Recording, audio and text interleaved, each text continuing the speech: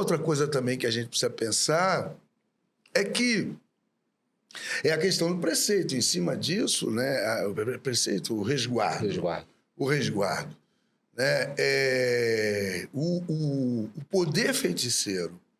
O poder feiticeiro, ele pertence à mulher. Como o cara diz assim, toda mulher é adjé.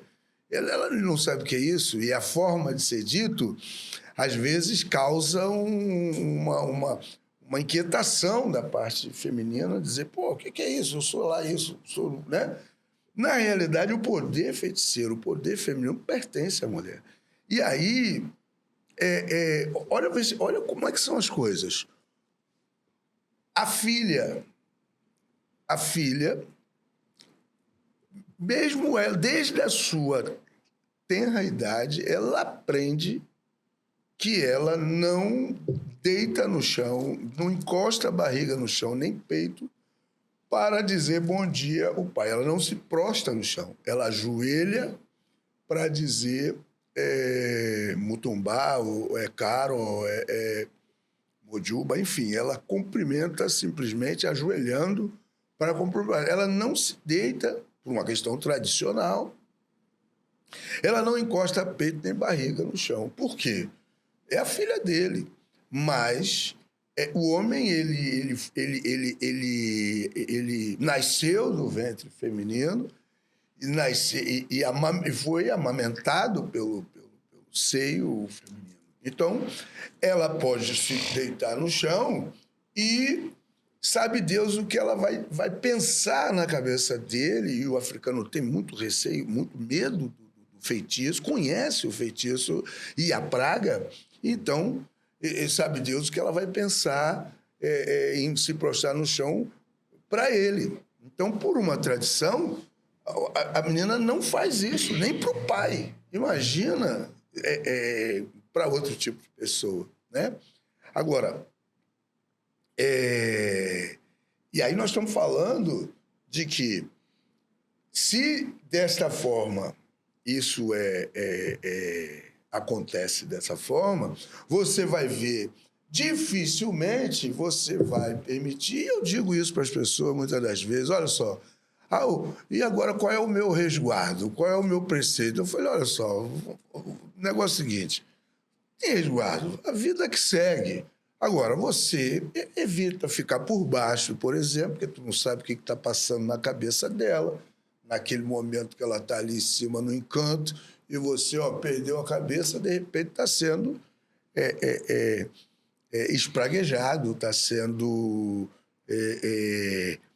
vamos dizer assim, encantado e botar tudo a perder. Então, a gente precisa entender a cultura do povo e entender que o candomblé ele é de tradição de matriz africana. O que nós trouxemos para cá, e por mais que se perdeu, por mais que foi adaptado, né? Surge por conta dessas facilidades que a gente não tem lá.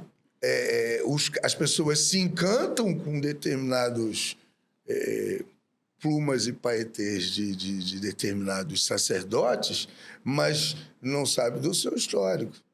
E o candomblé é isso, né? O candomblé é festa. Eu falo isso também. Cuidar de orixá é uma coisa, a outra coisa é cuidar de pessoas. Pessoas é que têm problemas, e pessoas precisam ter um sacerdote. O senhor, quando fala dessa preocupação Olha que eu vou bebendo e aí vou falando.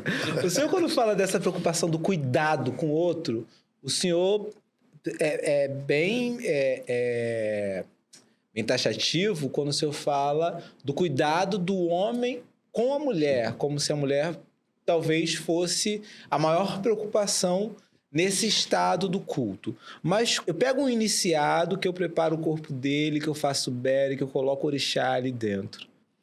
Essa pessoa ela não tem que ter uma preocupação também com quem ela se relaciona, independente se é homem ou se é mulher, o que ela está colocando dentro do corpo, aquilo que está no corpo dela, que se tornou sagrado. Ele ou ela não tem que ter uma preocupação também com que ela está trazendo para dentro do corpo, o que ela está trocando de energia? A senhora também não entende que tem que ter também essa preocupação? Eu queria voltar um passo atrás e dizer da minha impressão em relação a isso. Eu vou voltar na dimensão da hipocrisia da sociedade que afeta esse lugar que é o candomblé.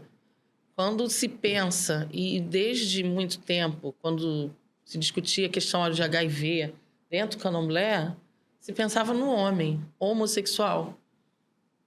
O corpo sujo tinha essa referência com aquela pessoa. Isso é uma grande hipocrisia, porque a heteronormatividade coloca as pessoas hétero dentro de uma caixinha protegida. E não necessariamente a pessoa que é hétero chega naquele espaço com o corpo limpo. Né? Não transou, não fez sexo anal, não fez sexo oral, não fez sexo grupal, enfim. O grande X da questão do corpo limpo está exatamente onde você colocou agora. É com quantas pessoas eu faço troca de fluido corporal. A energia está exatamente aí. Então, a gente analisar desse ponto de vista é mais sincero do que atribuir a um corpo homossexual que isso está passivo de acontecer. Está passivo de acontecer com qualquer pessoa. Então, quando você tem uma cirurgia espiritual, né, são outras vertentes da dimensão espiritual, tem um conjunto de recomendações, como você deve se preparar o seu corpo e o ambiente. Então, tem toda uma... para que aquilo flua, né? Para que aquela energia faça a interação. Então, existe o preceito e o resguardo, que é como eu preservo aquela energia comigo. Eu tempo lá muitos idos, a gente não só tomava o banho de abô, que era abô mesmo, aquele negócio forte, e a gente bebia. Ave Maria. Tinha que beber, para poder aí era garantia do corpo limpo. Mas, e aí? E aí? Né?